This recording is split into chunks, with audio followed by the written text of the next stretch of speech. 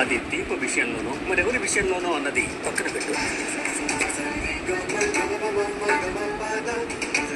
తప్పు అయితే సరిదిద్దుకోవాలి కదా. మమ్మీ ఏ తప్పు చేయలేదు.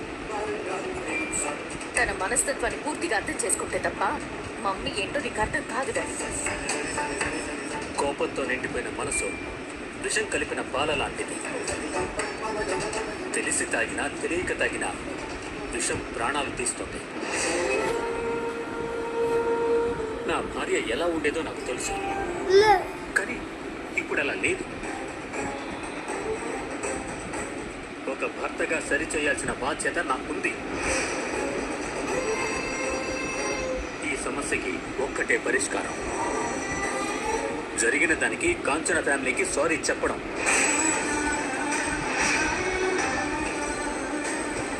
మమ్మీ సారీ చెప్పదు డాడీ.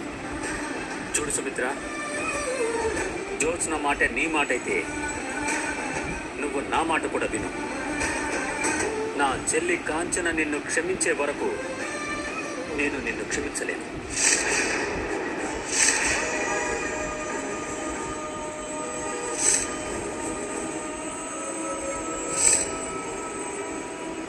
కనీసం నీతో మాట్లాడలేను. నీ మొహం చూసినా నాకు నువ్వు చేసిన తప్పే గుర్తొస్తుంది.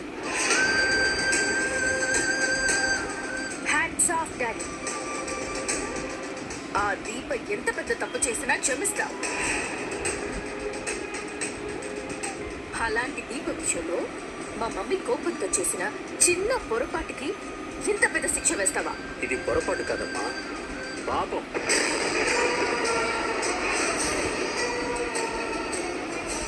ఒక ముత్తైదువు మరొక ఆడదాని మెళ్ళలో తాళి పడకూడదు అనుకుందంటే ఇది ఆలోచనతో చేసిన పాపం.